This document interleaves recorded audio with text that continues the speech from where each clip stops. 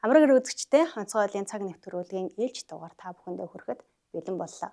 Нэвтрүүлгийнх нь та бүхэндээ төрийн цэргийн болон хууль сахиулах байгууллагуудын ахлагч бүрэлдэхүүнүүдэд зохион байгуулсан шинийг санаачлагч бүтээлч ахлагч уралдааны талаарх мэдээллийг хүргэхээр бэлтгэлээ. Монгол Улсын ерөнхийлөг зэвсэгчний ерөнхий командлагчийн эвэлдор төрийн цэргийн болон хууль сахиулах байгууллагуудын ахлагч нарын чуулга улсад ирэх 9-р сард зохион байгуулна. Үүнтэй холбогдуулан төрийн цэргийн болон хууль сахиулах байгууллагуудын ахлагч бүрэлдэхүүний дунд шинийг санаачлагч бүтээлч ахлагч уралдааныг зэвсэгчний жанжин штабын талбайд зохион байгууллаа. Онцгой байдлын байгууллагаас онцгой байдлын ерөнхий газрын дэргэдэх амжих судлалын үндэсний хүрээлэнгийн техникч, ахлагч байгаль маань няруу ахлагч Пагамдламнаар мөнгө усны ослын голомд ажиллах иж бүрдэл. Нийслэлийн онцгой байдлын газрын Баянгол дүүргийн онцгой байдлыг хэлцэн Галтмөр унтраах аврах 18 дугаар ангийн албаагчид зам гарц чөлөөлөх автомашин зөөвөрлөн холдуулагч. Говь Сүмбэр аймгийн онцгой байдлын газрын Галтмөр унтраах аврах 37 дугаар ангийн жолооч ахлагч Жамбал Сүрэн хамгаалтын тусгай зорилтын хувьс хэрэгслийг түргэн хатаах төхөөрөмж. Дархуул аймгийн онцгой байдлын газрын Галтмөр унтраах аврах 22 дугаар ангийн аврагч Гал Сүнөгч ахлагч Дөлгөөн хийгээр хоолой шалгах төхөөрөмж. Мөн газрын Галтмөр унтраах аврах 55 дугаар ангийн аврагч Гал Сүнөгч ахлагч Ирсбек автомашиныг Галтмөрөг унтраах зориулалттай хушуу, Сэлэнг аймгийн онцгой байдлын газрын Галтмөр унтраах 61-р ангийн аврагч Гал Сүнөгч ахлагч Ганц Сүрэн жолооч Дид ахлагч Батхишиг нар өвсний гал унтраах хушуу, 20 цэрийн үед автомашин ариутгах зөөврийн хушуу, завины сэнсний хамгаалалт, мотор зөөвөрлөх хэрэгсэл зэрэг бүтээлүүдээр оролцсон юм а. Байр хороолол болон хотгон дунд гал дүмөрийн дуудлагаар хөрөлцөө очих үед зам гарц тагсан автомашиныг холдуулан зайлуулах зөөвөрлөн холдуулах төхөөрөмж байгаа. Энэ төхөөрөмж маань хэрэглэхэд хэлбэр цаг хугацаа хожсон. Тэгээ гарын доорх материалаар хийгдсэн төхөөрөмж байгаа. Энэ төхөөрөмжийг ашиглаад минут 30 секундэд ямар ч автомашиныг бүрэн холдуулах боломжтой. Тухайн автомашиныг тэнд зогсоол байрлуулад хол газар ч юм уу одоо нэг бол өөрөө эзэнд байхгүй байгаа тохиолдолд манай төхөөрөмж нэг автомашиныг минут 30 секундэд бүрэн холдуулах боломжтой. Энэ загвар болохоор 2 дахь загвар. Өмнө нэг загвар хийж туршаад тэрийгэ туршаад хэрэглэснийхээ үндсэн дээр тэрийгэ сайжруулад одоо 2 дахь загвар гаргаад ерөнхийдөө 20 гаруй удаа туршсан. Тэгээд 2-3 удаа дуудлаган дээр ашиглаж хэрэглэсэн байна. Энэ төхөөрөмж маань 4 хүний үйл ажиллагаатайгаар хэрэглэх төхөөрөмж байгаа.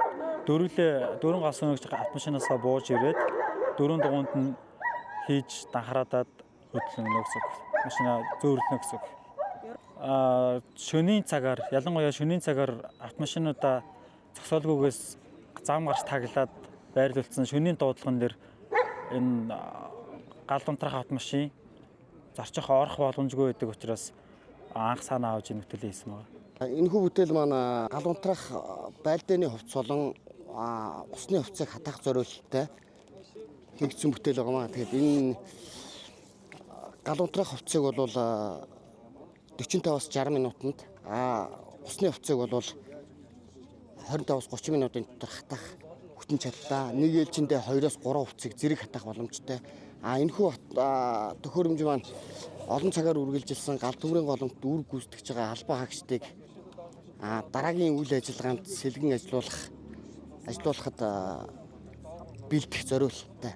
Энэхүү төхөөрөмжийг зөөвөрлөд аваа явах боломжтой. Хөдөө гадаа хаанч хөдөлсөн олон цагаар үргэлжилсэн галын дуудлага, усны ослын дуудлага дээр ажиллуулахад зориулагдсан. Мэдээж бага хэмжээний төсвөр хийгдэж байгаа.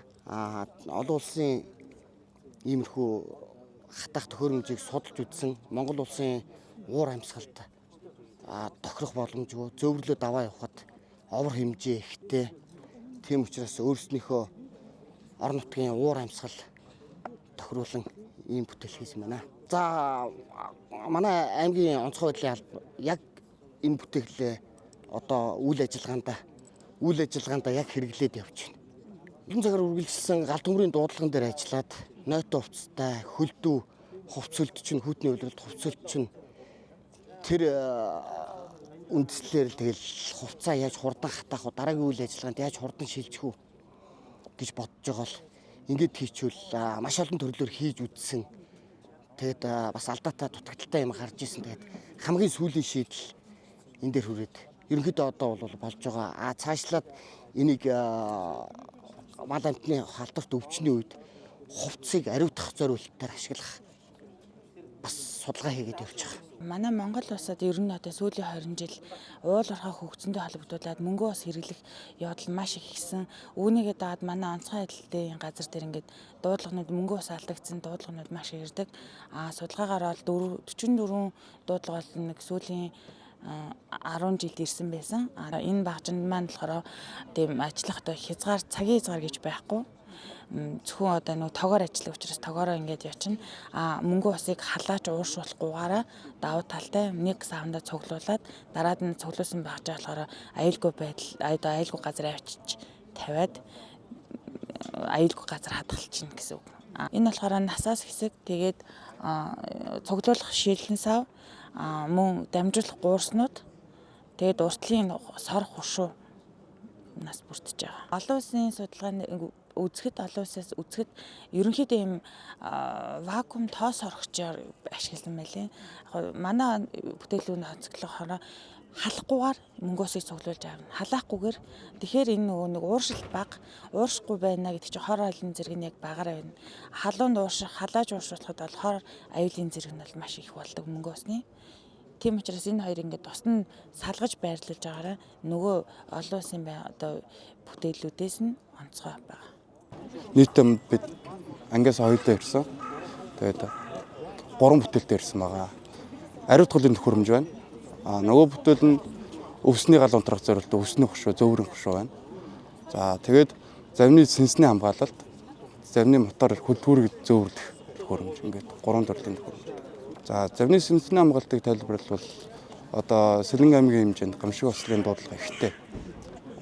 Ялангуяа зуны улиралд амралт зугаал ихсдэг. Тийм болохоор бид нар завь тэргүүлээр явж байгаа үедээ гол нуурын төвчнөөс шалтгаалаад одоо завныгаа сэнсийг гэмтэх, хугалах тийм тохиолдлууд их гардаг. Тэрнээс урдсан сэргэлээд одоо завны сэнсийг хамгаалах тийм төхөөрөмж хийсэн байгаа. Нөгөө ер нь одоо өвсний хушуу байгаа. Өвсний хушууг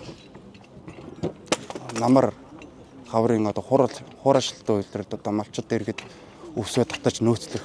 Тэр үед одоо галаадаад боотолтой өвс одоо их хэмжээгээр шатдаг. Тэрэн дээр одоо голомтыг одоо түргэн шуурхаад арахын тулд цаг хугацаа хэмжсэн болов гэдэг өвсний хушуу хийсэн байгаа. Ариутгуулын төхөөрөмж нь болохоор одоо 20 цэрийн дэглэм тогтоосон үед цаг хугацаа хэмнэж түргэн шуурхаа машины доотлыг бүрэн ариутгах зорилттой тийм төхөөрөмж байна. Бүтээлийн онцлог маань одоо цаг хугацаа хэмнсэн тэгээд одоо байгууллагууд одоо бус салбарууд ингээ ашиглах боломжтой. Тийгээр хоолой шалгах төхөөрөмж болон шатажуу тээврийн хэрэгслийг доороос нутрах гэх филовер аар загварын 2 ингээд бүтээлтэй ирсэн байгаа. Энэ болохоор хийгээр шалгах төхөөрөмж нь болохоор гал төмөр унтрах үйл ажиллагааны явцад даралтын хоолой хадаас төмөр утас шилэн ингээ цоорох эрсдэлтэй байдаг. Цоорсон тохиолдолд одоо гал унтрах бодис шал дэмий ингээд үр ашихгүй ингээд урсаж өнгөрдөг. Энийг шалгахдаа бид нар өмнө болохоор одоо усаар шалгадаг байсан. Тэгээд хийгээр шалгаж байгаа болохоор хоолоо норохгүй автомашины доороос унтрах филовер аар хушуу нь болохоор одоо орчин цагт тийм автомашинууд чим жижигхэн намхан одоо гал сөнөөгч доогуур норох ажиллах боломжгүй. Тэгээд автомашины шатах тослох материал асгарах ийм нэг хүнд эрсдэлтэй байдаг учраас хүний зай гар хүрхгүй давчуу газар шургуулад одоо намхан машин гэсэн үг тийм намхан машин доогоор шургуулад унтрах боломжтой ийм шууд зохион байгуулж байгаа бүтээсэн юм. Шарын голдоо болохоор нүүрсний ийм ил уурхаатай. Тэгээд том машинууд ажилдаг. Тэн дээр том машинууд дуудлаганд яваад очиход автомашин дээрээсээ болон доороосоо шатсан байдаг. Тэгээ нэг дуудлаган дээр болохоор яг түлш нь доогоороо асгараад хүн доогуур ингээ мөлхөж орж унтрах ажиллах боломжгүй аврагч хасан ажиллах боломжгүй байсан учраас энэ ухшааг хий гэсэн санаа төрсөн юм. Шинийг санаачлагч бүтээлч ахлагч уралдаанд төрийн цэргийн болон хууль сахиулах 27 анги байгууллагын 32 бүтээл оролцлоо.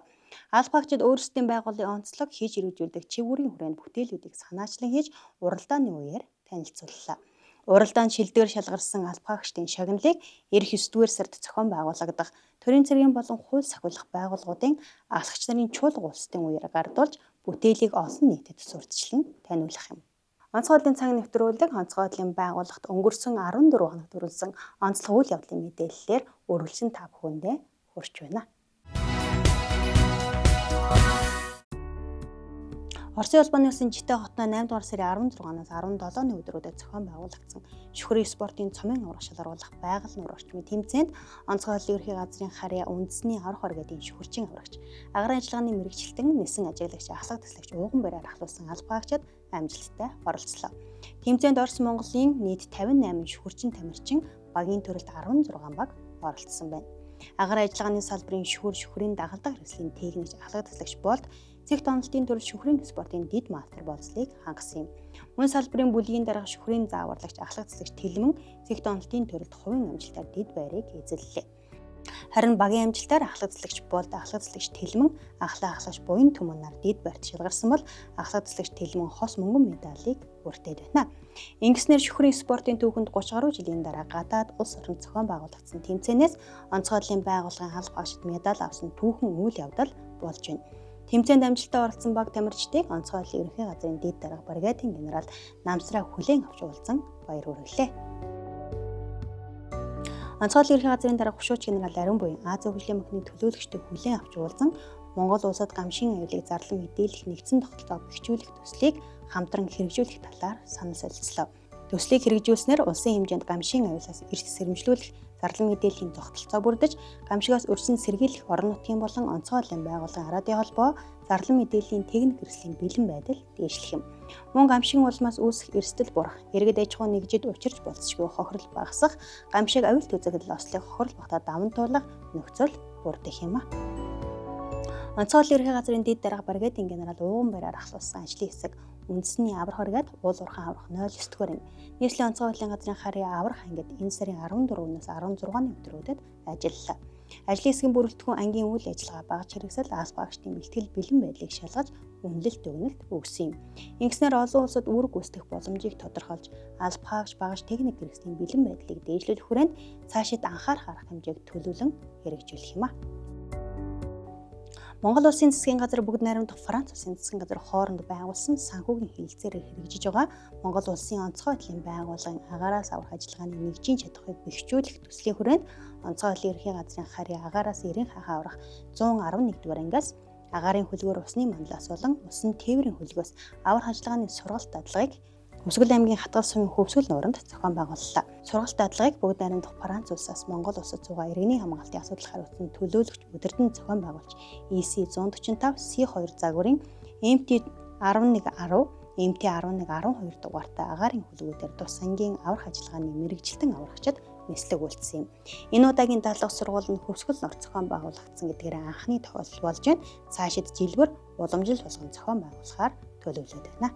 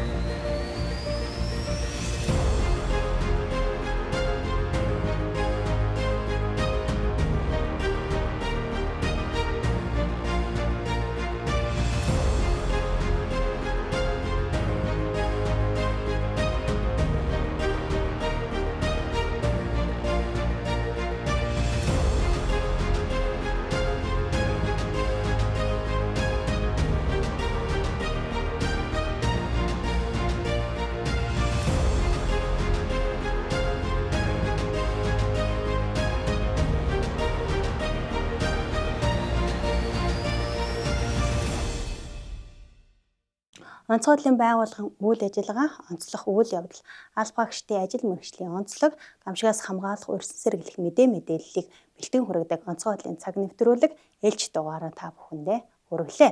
Дараагийн дугаар хүртэл баяртай үзэгчтэй.